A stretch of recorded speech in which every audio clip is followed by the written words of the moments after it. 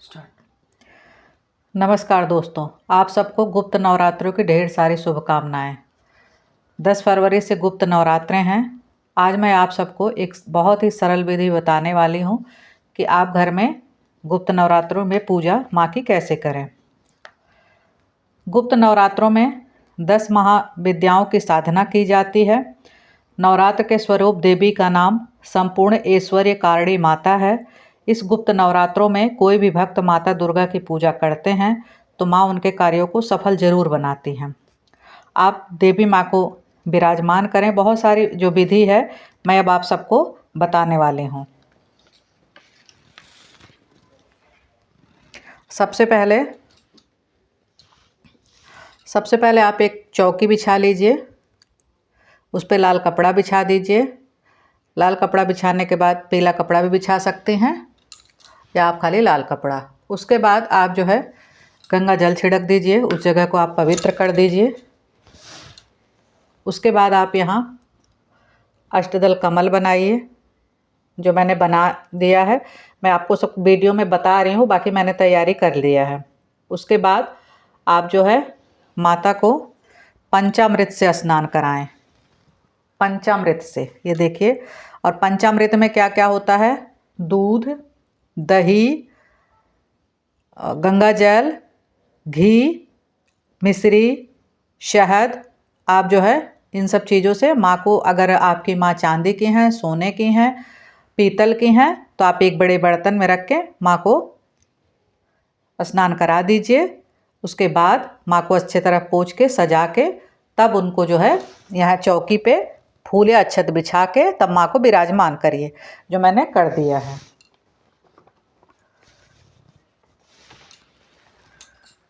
माँ को अगर आप फलों के जूस से अभिषेक करते हैं तो माँ बहुत प्रसन्न होती हैं।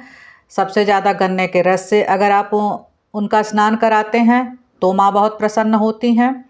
और अगर आप इन सब चीज़ों से नहीं करा पा रहे हैं तो आप साधारण से खाली दूध से करा सकते हैं और गंगा जल से करा सकते हैं, वो आपकी इच्छा पे है। माँ तो बस भाव देखती हैं। उसके बाद हमने माँ को यहाँ तैयार करके विराजमान कर दिया है। उसके बाद यहाँ जो है आपको गणेश जी की स्थापना करनी है। तो हमारे पास, और अगर आप जो है गणेश जी को मूर्ति नहीं स्थापित करना चाह रही हैं तो आप जो है सुपाड़ी के रूप में उनको रख दीजिए। तो हमने जो है गौरी माता और गणेश जी का को पान के पत्ते पे विराजमान कर दिया है। अब उसके बाद हम आपको बताएंगे कि कलश के लिए आप जो है मिट्टी का भी पात्र ले सकते हैं और लोटा भी ले सकते हैं। तो हमारे पास लोटा है, हमने लोटे को तैयार कर लिया है।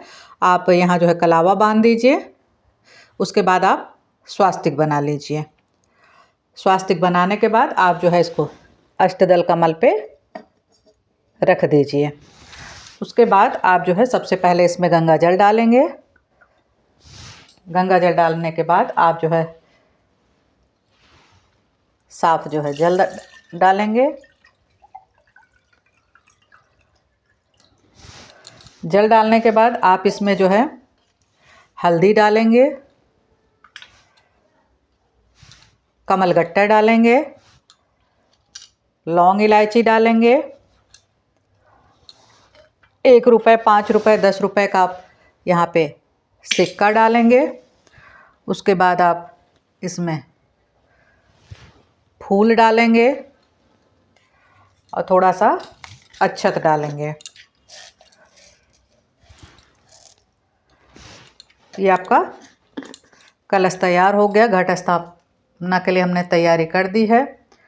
उसके बाद आप जो है एक बर्तन में चावल ले लीजिए।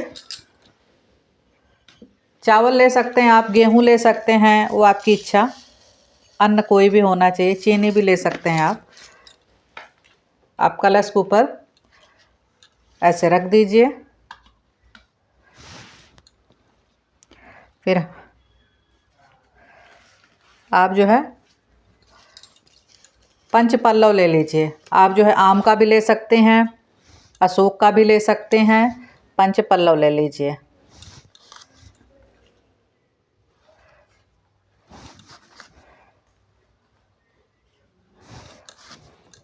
इस तरह से,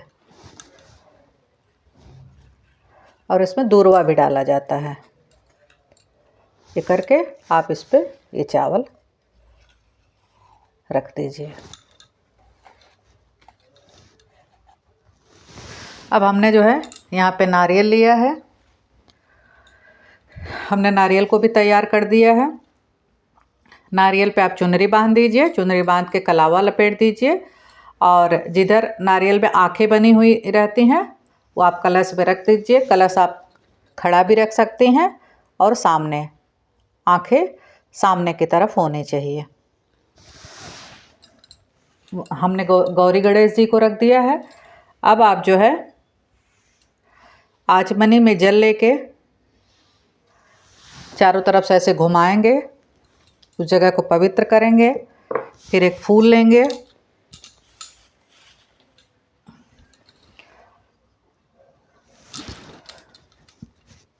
फूल से जल को उस जगह को पवित्र करेंगे। मैं आप सबको एक बहुत ही साधारण पूजा बता रही हूँ। उसके बाद आप सबको टीका लगाएंगे, माँ को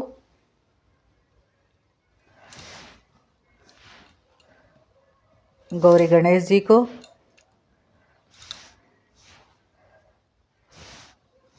नारियल पे और कलश पे लगाएंगे। और जो पंचामृत से माँ को हमने स्नान कराया था वो अलग था, एक पंचामृत आप बना के रखेंगे। पंचामृत में तुलसी दल भी पड़ता है, और ध्यान रखिए कि जब गणेश जी को आप चढ़ाएंगे तो उसमें तुलसी दल नहीं रहता है। पंचामृत रख देंगे। उसके बाद आप जो है एक अखंड ज्योति जला लीजिए। अगर आप अखंड ज्योति नहीं जलाना चाहते हैं तो मत जलाइए, चूँकि ये गुप्त नवरात्रे हैं। गुप्त नवरात्रों में चुपचाप माँ की पूजा करनी चाहिए, और कौन सा मंत्र कर रहे हैं, कौन सी पूजा कर रहे हैं, किसी को नहीं बतानी चाहिए। और मंत्र तो विशेषकर किसी को ना बताएं, और अपनी मनोकामना माँ से कहें, माँ ज़रूर पूरा करेंगे। उसके बाद जो है आप सबको वस्त्र समर्पित कर दीजिए, कलावा लेकर माँ को, गौरी गणेश जी को, कलश को। उसके बाद जो आपने अखंड ज्योति जलाई है उनको भी आप जो है रोली टीका कर दीजिए। और उसके बाद गणेश जी को आप जो है जनेऊ समर्पित कर दीजिए। घर में अगर कोई पुरुष वर्ग हो तो उनसे आप गणेश जी को पहना दीजिए, और नहीं तो आप उनके सामने ऐसे रख दीजिए। उसके बाद आप जो है कुछ मीठे में चढ़ा दीजिए माँ को, और गणेश जी को फल चढ़ा दीजिए। उसके बाद एक थाली आप तैयार कर लीजिए पूजा और आरती के लिए। हमने तैयार कर लिया है। और एक जो है पान का पत्ता ले लीजिए, इसमें लौंग, इलायची डाल के माँ को जो है चढ़ा दीजिए।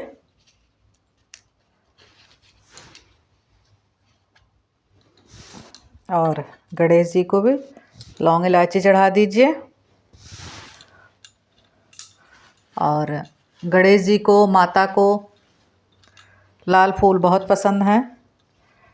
अगर गुड़हल मिल जाए तो अच्छी बात है, नहीं तो आप गुलाब के फूल चढ़ा दीजिए माँ को। गणेश जी को गेंदे का फूल बहुत पसंद है, चढ़ा दीजिए। जितना हो सके माँ को अच्छे से सजाइए। माँ तो बस भाव देखती हैं। उसके बाद आप एक दीपक बना लीजिए। हमने अखंड ज्योति तिल के तेल की बनाई है, और रेगुलर पूजा के लिए मैंने घी का दीपक बनाया है, और इसमें हमने चावल डाला। आप लौंग भी डाल सकती हैं। और आप लोग कोशिश करिए कि ऐसा दिया लाइए। ये दिया अन्नपूर्णा दिया होता है और बहुत ही शुभ माना जाता है। पर ये दिया जब भी जलाते हैं खाली नहीं जलाते, इसमें कुछ न कुछ डालते हैं। एक हमने कपूर रखा है आरती के लिए, धूप। उसके बाद आप जो है अखंड ज्योति जला दीजिए, दिया जला दीजिए। उसके बाद आप हाथ में थोड़ा सा अक्षत और फूल लेके माता से प्रार्थना करिए और क्षमा याचना करिए। अपनी जो भी इच्छा है वो कहिए, और माँ से कहिए कि हे माँ, पूजा में जाने अनजाने में जो गलती हुई हो उसके लिए हमें क्षमा करें। गणेश जी से प्रार्थना करें प्रार्थना करने के बाद ये जो फूल है, अक्षत है, माँ के चरणों में रख दूँ। और ये गुप्त नवरात्रों में अगर आप व्रत 9 दिन का करना चाहते हैं तो 9 दिन का संकल्प लें, और अगर व्रत नहीं करना चाहते हैं तो आप साधारण पूजा कर सकते हैं। सात्विक भोजन करके भी आप माँ की पूजा कर सकते हैं। घट स्थापना करना चाहते हैं तो घट स्थापना करें।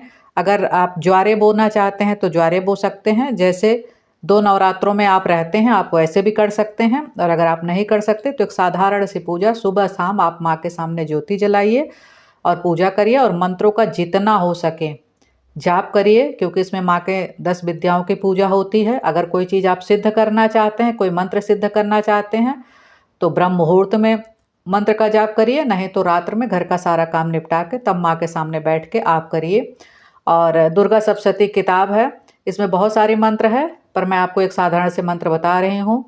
ओम जयंती मंगला काली भद्रकाली कपालिनी दुर्गा क्षमा शिवा धात्री स्वाहा स्वधा नमोस्तुते। आप इस मंत्र का जाप ज़्यादा से ज़्यादा करिए। और अष्टमी अगर आप रहते हैं या नवमी रहते हैं, नवमी के दिन या अष्टमी के दिन अपने हिसाब से आप कन्या खिला सकते हैं। कन्या खिलाने के बाद आप हवन कर दीजिए। मैं एक वीडियो डालूंगी कि नवरात्रों में हवन कैसे किया जाता है।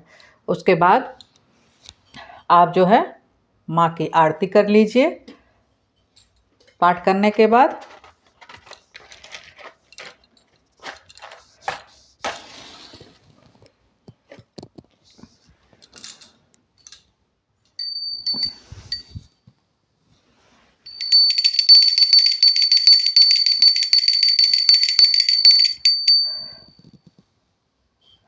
माँ की आरती करने के बाद एक चीज़ आप ध्यान दीजिएगा कि आपकी पूजा तब समाप्त माने जाती जब आचमनी में आप थोड़ा सा जल लेंगे और आप जिस नीचे जहाँ बैठे हैं आसन के वहाँ जल गिराएंगे और अपने माथे पर लगा लेंगे। यहीं आपकी पूजा समाप्त होती है।